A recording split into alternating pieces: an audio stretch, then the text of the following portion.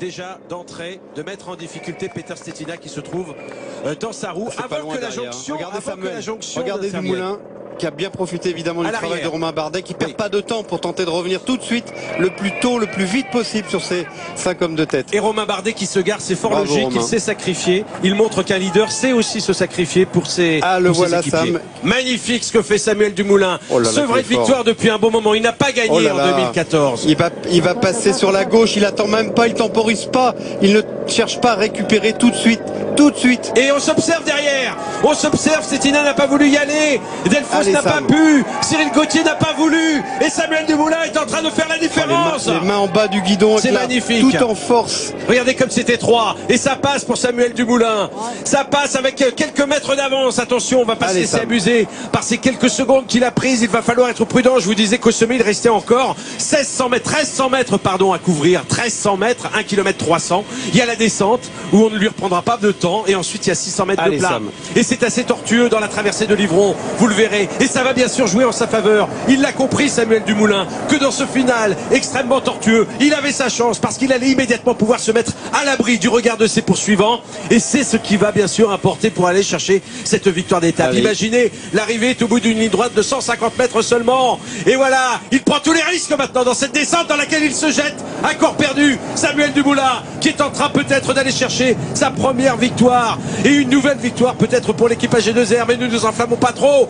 parce que ce n'est pas encore terminé. On est maintenant dans le dernier kilomètre et ça continue, vous le voyez, à être extrêmement sinueux. Il y a encore 1, 2, 3 virages à angle droit avant l'arrivée, et Samuel Dumoulin est très bien parti pour l'instant pour aller chercher ce succès. Vous y croyez maintenant peut-être? Oui, j'y crois, mais j'y crois depuis son accélération, même si effectivement j'imaginais pas qu'il était capable de déborder les coureurs qui étaient devant lui à ce moment-là, mais il les a débordés, il les a enrhumés carrément sur ce débordement dans cette côte du Haut-Livron. Je reconnais le Sam qui est le puncher qu'on connaît, qu'on l'a vu gagner comme ça sur le Tour du Haut-Var, qu'on a vu aussi gagner une étape du Tour de France. C'était à Nantes, souvenez-vous, sur un sprint magistral en compagnie notamment de Romain Feuillu, pardon. Voilà Sam dans la dernière ligne droite. Et qui va s'imposer. C'est magnifique. Et on est content, on peut vous le dire, sur l'équipe 21, de vous proposer la renaissance de Samuel Dumoulin, qui n'avait plus gagné depuis mai 2013 une victoire en Coupe de France sur le Grand Prix de Plumelec. Eh bien, il s'impose à nouveau aujourd'hui. Féline est deuxième, troisième Sébastien Delphos, quatrième Cyril Gauthier, cinquième Peter Stetina, et sixième, eh bien, un coureur de l'équipe Cofidis.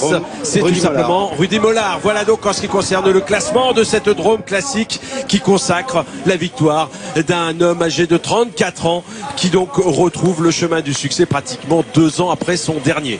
Et la victoire de Samuel Dumoulin, effectivement, mais surtout la victoire d'une équipe, la victoire de l'équipe AG2R. Souvenez-vous, Ben Gastoer, longtemps échappé, qui menait un train assez soutenu, très soutenu, qui a mis en difficulté tout l'ensemble de l'équipe Orica Green Edge qui assurait la poursuite derrière. Ensuite, un contre de Romain Bardet qui a encore enfoncé le clou pour mettre en difficulté tous les adversaires de l'équipe AG2R qui ambitionnait évidemment aussi de gagner cette épreuve. Et encore Romain Bardet qui s'est sacrifié pour Samuel Dumoulin dans le final et le propulser vers la victoire. Samuel qui avait plus qu'à finalement étrangler le mulot dans la dernière côte du Haut-Livron.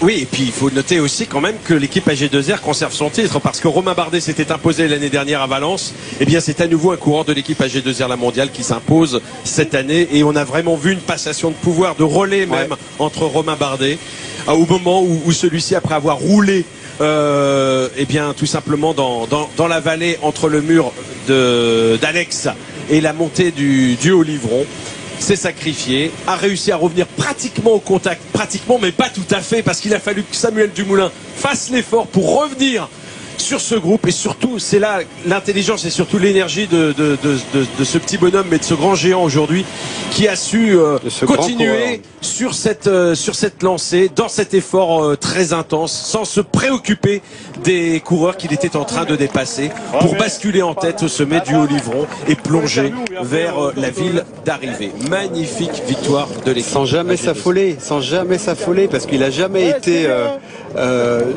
échappé, je dirais. Il n'a jamais pris le risque de suivre tous les attaquants. Il est toujours resté en observation, non pas en retrait, hein, en observation. Et croyez-moi, quand on sent qu'on a de bonnes jambes et qu'on a envie d'être devant, et on fait souvent des erreurs. L'attaque de et là, il n'en a pas fait parce qu'il a attaqué une seule et unique fois sur cette épreuve, juste au moment où il fallait faire la différence dans la difficulté la plus intense de ce parcours, qui se situait donc à 1,5 km, 2 km de l'arrivée. Mais croyez-moi, à ce moment-là, il faut être très très très fort pour réaliser ce qu'il a réalisé. C'est la 33e victoire de Samuel Dumoulin dans sa carrière. C'est un coureur d'expérience âgé de 34 ans. Son plus beau succès reste très certainement la victoire dans le Tour de France à Nantes, à laquelle vous avez fait référence. C'était en 2008. Mais c'est également un coureur qui s'est illustré sur des grandes courses comme le Grand Prix de Ploué, où il était monté sur le podium en 2013. Et surtout, regardez cette rage en franchissant la ligne, parce que c'est vrai qu'on connaît bien Samuel Dumoulin qui rongeait un peu son frein depuis trop longtemps. Quand on est sprinter, puncher et qu'on ne gagne plus de courses, eh bien ça finit par vous atteindre moralement. Eh bien il a réussi à justement cette fois-ci à retrouver le chemin du succès à l'image d'une équipe assez tonitruante sur ces boucles Dromardèche et surtout sur cette Drôme classique. Samuel Dumoulin qui devance donc l'Italien Fabio Fellini, déjà 3e hier, 2e aujourd'hui, mais l'équipe Trek, en dépit de tous ses efforts, n'a pas réussi à vaincre ici dans la région. Sébastien Delfosse pour Wallonie-Bruxelles prend place sur le podium à son tour, et Cyril Gauthier, encore une fois abonné aux places d'honneur, restera au pied du podium. À noter la bonne place de Yann Guyot qui prend la 7e place donc à l'arrivée. Regardez cette image. C'est ça une équipe. Et oui, avec Michael Cherel qui a beaucoup travaillé. Cherel, il fait partie des coureurs dont on ne parle pas, mais qui était là, présent, et qui eh bien a fait le travail, a fait le job. Il s'est pas mis en lumière. Il savait qu'il pouvait faire confiance à Romain Bardet et à Samuel. Je pense que Claire est en compagnie de Samuel. Tout à fait. Eh bien, je vous laisse justement féliciter Samuel Dumoulin. Samuel qui doit être content. Dernière victoire en 2013. Vous la tenez en début de saison 2015. Ouais, c'est vrai que ça faisait longtemps que j'avais pas gagné, ça me manquait. Et j'étais un peu dépité la semaine dernière, là j'avais pas des bonnes sensations alors que j'ai passé vraiment un hiver à beaucoup travailler. J'étais allé en Australie, ça allait pas mal, mais c'est vrai que cette semaine j'étais un petit peu dans l'expectative et voilà, je savais pas trop ce qui allait se passer ce week-end. J'espérais un petit signe du ciel pour me redonner le moral et aujourd'hui ça allait vraiment bien et vraiment une grosse équipe AG2R La Mondiale tout le week-end. On a été vraiment très concernés par la course. C'est vrai qu'on évoluait à domicile avec en plus beaucoup de locaux et voilà, aujourd'hui je me suis réveillé, je me sentais bien et bon, les conditions ont été difficiles pour tout le monde, mais c'est vrai qu'au premier passage sur la ligne, j'avais pas un gros moral. Et je voyais le ciel bleu, alors je me suis dit, il faut insister, ça va sûrement revenir. Des super jambes, on a très bien couru collectivement. Et voilà, le dernier relais de Romain qui m'a été vraiment très précieux pour pouvoir faire la différence. Dans le bus, il y a JC, il m'a dit, t'es notre meilleure carte aujourd'hui. J'y croyais pas vraiment parce que c'était quand même un parcours qui était très exigeant avec les conditions météo. Mais dans la dernière bosse, je me suis pas posé de questions. J'ai lancé progressivement mon attaque pour pouvoir basculer. Et dès que j'ai vu que la moto de télé, elle s'était intercalée, je me suis dit là, avec les virages, ça va être difficile de me reprendre. Bravo Samuel, c'est vrai qu'on a vu Romain Bardet lever le pouce en passant la ligne. C'est vraiment une victoire d'équipe. Félicitations Samuel, merci. Voilà, vous venez d'entendre Samuel Dumoulin, heureux, satisfait, réconforté par Claire Bricogne, mais surtout par cette victoire ici sur le Val de Drôme. On va se quitter sur cette victoire française d'une équipe AG2R La Mondiale. Et on vous remercie de votre fidélité sur l'équipe 21. Avec Éric Boyer, nous étions ravis de vous présenter du cyclisme de haut niveau.